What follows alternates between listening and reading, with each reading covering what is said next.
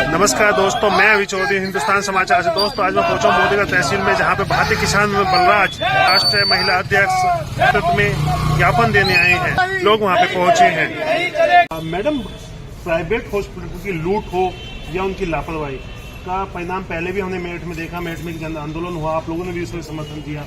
ये कितनी बड़ी समस्या उत्तर प्रदेश के अंदर खड़ी हो चुकी है, क्या कहें? हम डॉक्टरों को भगवान का रूप दे देते हैं, लेकिन आज की डेट में भगवान नहीं है डॉक्टर। डॉक्टर जल्लाद बन चुके हैं। एक ये अकेला बच्चा था जिसके बाप भी नहीं है, एक बूढ़ी माँ है और इसकी दो छोटी छोटी बेटी हैं, एक 2 साल की है, एक 1 साल की है। आप बताइए ये बच्चा कैसे उस बेटी को पाल पाएगा? तो मेरा कहने का मतलब ये है कि इन डॉक्टरों को, जल्लादों को हम चाहेंगे कि इनका लाइसेंस निरस्त हो, और ये चाहते हैं कि जितने भी इनमें डॉक्टर ये पाए गए हैं, लिप्त पाए गए हैं, जिन्होंने बिना जांच के वहाँ पर ऑपरेशन कर दिया जाता है, उनको जेल की सलाखों के पीछे होना चाहिए। उन पर कानूनी कार्रवाई होनी चाहिए, मुकदमा दर्ज होना चाहिए।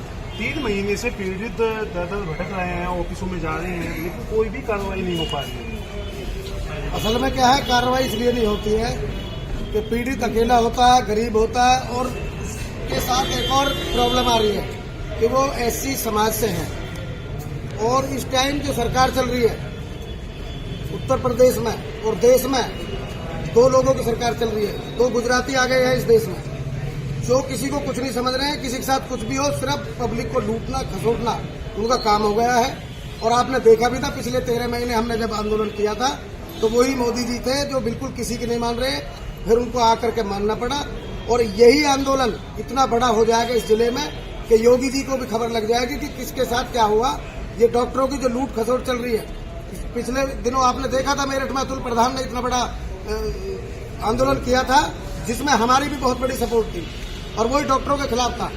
ये लूट खसोट हम बंद करवा के रहेंगे जब तक पीड़ित को न्याय नहीं मिलेगा। पीछे हटने वाले नहीं है। 5 तारीख तक, 4 तारीख तक का समय है। समय रहते हुए चेत जाए जिला प्रशासन, वरना भुगतना पड़ेगा। अंजाम क्या होगा? प्रदीप जी, उत्तर प्रदेश के अंदर या देश के अंदर ये कहीं कहीं पे राम मंदिर का मुद्दा उठ जाता है, कहीं पे किस चीज का मुद्दा उठ जाता है, लेकिन जो मेन जरूरतें हैं लोगों की, जो मेन मुद्दे होने चाहिए, स्वास्थ्य विभाग, उस पर किसी का फोकस नहीं है। तो हमारे यहाँ के जायका है, उनका खुद का हॉस्पिटल है, वो कैसे चलेगा? यहाँ अल्ट्रासाउंड मशीन नहीं है, हमारे यहाँ के अस्पताल में, सरकारी अस्पताल है, प्लास्टर नहीं कर सकते, तो फिर क्यों खोलने बैठे हैं सरकारी हॉस्पिटल? नाम के लिए सिर्फ सब अपना अपना सोच रहे हैं, कोई नहीं सोच रहा। कोई शहर की हालत कहीं देख लो, कोई भी पेशेंट आकर रात को आ गया, फर्स्ट एड दी रेफर, ले जाओ जी, हमारे दृष्टि में। मैडम, जैसे उत्तर प्रदेश के अंदर स्वास्थ्य सेवाएं, आपको नहीं लगता कि सभी संगठनों को सोच के, सभी राजनीतिक दलों को ये मुद्दे छोड़ के स्वास्थ्य सेवाओं पर फोकस करना चाहिए? देखो, ये जो पीड़ित लोग हैं इनको हमें अवगत कराना चाहिए, और हम लोग इस आवाज में उठाएंगे। सबसे पहले मंजू सिन्हा यहाँ के विधायक हैं, मुद्दा नहीं छिपा हुआ है, सबको पता है स्वास्थ्य सेवाओं का क्या हाल है। सबसे पहले यहाँ की जो विधायक है उसको सोचना चाहिए। जो वोट मांगने जाती है गरीबों के घरों में, उनके घरों को भी देखती है, उनकी जो स्थिति होती है उनको भी देखती है। क्या उनको सरकारी हॉस्पिटल को खुद ही बनवाना चाहिए था? जो किस क्षेत्र में हम लोगों ने विधायक को चुन के भेजा है, तो उसको दिखाई देना चाहिए। वो कोई हल्ला डरा कोई वैसे नहीं है। अगर कार्रवाई नहीं होती तो आंदोलन होगा? हाँ, बिल्कुल होगा, हर तरीके से होगा। अगर हमारे पास समस्या आती है, हम उनको हर तरीके से उठाएंगे। हमारे साथ भारतीय किसान यूनियन बलराज के राष्ट्रीय नेता, उनका साफ कहना है कि अगर इस पे कार्रवाई नहीं होती है तो हम एक जन आंदोलन करेंगे। और प्रियदर्शी हॉस्पिटल की उन्होंने सीधी मांग की है कि इसको निरस्त किया जाए, इनका लाइसेंस निरस्त किया जाए, इनको गिरफ्तार किया जाए, इन पे केस चले। जिसमें पीड़ित अंकित जी हमारे साथ हैं, वो बताएंगे क्या समस्या है। अंकित जी, क्या रहा आपके जो दिक्कत हुई? 8 अक्टूबर 2023 की बात है, आज से 3 महीने पहले मैं अपनी बीवी को उल्टी और चक्कर आने की शिकायत में प्रियदर्शी हॉस्पिटल में ले गए थे। उनको वहाँ देखा, बताया कि जैसे पेट वगैरह चेक करते हैं, अल्ट्रासाउंड करने लगेंगे, ब्लड टेस्ट वगैरह कुछ नहीं कराई। उन्होंने टेस्ट करा, भी बताते हैं कि इनके पेट में ब्लड है, ऑपरेशन करना पड़ेगा, शायद में क्लोटिंग वगैरह हुई है, ऑपरेशन पे लेके जाते हैं। उनका ऑपरेशन करते हैं, जैसे ऑपरेशन के बीच में डॉक्टर आते हैं, एक जार में ब्लड और पानी लेगा, उनको बोलते हैं कि अंकित भाई, मतलब अंदर तो कोई क्लोटिंग नहीं हुई है, अंदर सब चीज़ सही है, पर ये समझ में नहीं आ रहा कि ब्लड में पानी क्यों है। तो वो कहते हैं मैं अगर आप क्या होगा, तो वो कहते हैं ये बात आपको रिपोर्ट आने के बाद पता चलेगी। तो उनकी रिपोर्ट कराते हैं, रिपोर्ट में आता है डेंगू एनाफिलिस पॉजिटिव।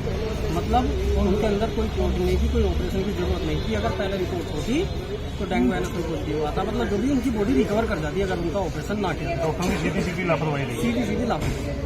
ऑपरेशन के 5 मिनट बाद उन्होंने आँख वगैरह खुलवा के दिखाई, मतलब उन्हें बॉडी मतलब कि हाँ ठीक हूँ मैं, उनको लेके ICU में।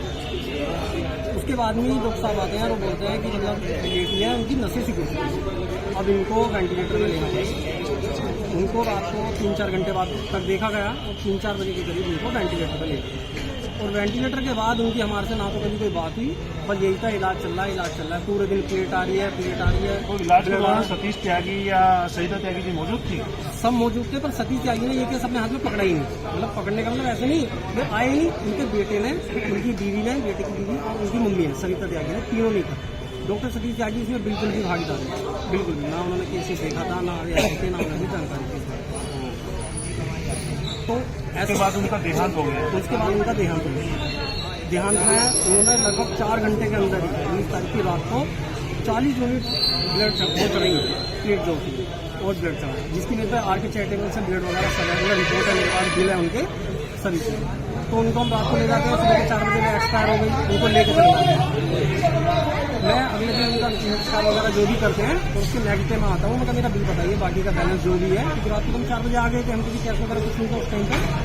मैं अगले दिन जाता हूँ कि हमारा बिल बताइए और हमारी मरीज की क्या दिक्कत थी वो बताइए, और हमें फाइल दीजिए, हम किसी दूसरे डॉक्टर को दिखाइए। तो वहाँ के जो कंपाउंडर थे, नर्स वगैरह सभी जो थे, डॉक्टर साहब थे, उन्होंने साफ बोल दिया कि हम आपको फाइन देंगे। डॉक्टर साहब जो बड़े डॉक्टर साहब हैं, उन्होंने आपका 80,000 रुपये बिल माफ़ कर दिया है, लगभग 80-85,000 जो भी बिल था, मुझे पता भी नहीं कि वो माफ़ कर दिया, पर हम आपको फाइन देंगे। मैं 5 दिन बाद उन्होंने दोबारा बुलाया कि एक बार आपके डॉक्टर साहब से बात करें। मैं 5 दिन बाद जाता हूँ, उन्होंने 5 दिन बाद भी फाइन देने से मना कर दिया। मैं उसके 15 दिन बाद जाता हूँ, 15 दिन की फाइन देने से मना कर दिया। दौरान मरीज की मौत होगी। मरीज की मौत होगी। मैं पूरे 1.5 महीने बाद जाता हूँ, सतीश त्यागी से बात करता हूँ, डायरेक्ट जाकर उनके रूम में जाकर मैं सतीश त्यागी से बोलता हूँ कि डॉक्टर साहब मेरे को मतलब मेरी फाइन चाहिए। ये कहते हैं कि हम किसी को फाइन नहीं देते। मैं अगर फोटो खिंचा दो कि नहीं, हम किसी को फोटो भी नहीं खिंचाने देंगे। जैसे उनकी लापरवाही से मृत्यु हुई तो क्या आपने कोई FIR वगैरह कराई, अस्पताल की तरफ से कोई आश्वासन आपको दिया गया? मैं 10 दिन बाद ही, उनकी डेथ के 10 दिन बाद ही मैं थाने में गया। उन्होंने कहा कि हम इसमें कोई कार्रवाई नहीं कर सकते, ये CMO द्वारा जांच की जाएगी। इसमें कितना खर्चा आ चुका था अस्पताल में? इसका मेरा कम से कम अगर एक 45 वहाँ जमा करें, 1 लाख की प्लेट वगैरह आई है, जो भी बिल वगैरह सब है, 3.5 लाख रुपए के करीब मेरा सारा लगा है। आप देखते हैं हिंदुस्तान समाचार, मैं अभी चौधरी, नमस्कार।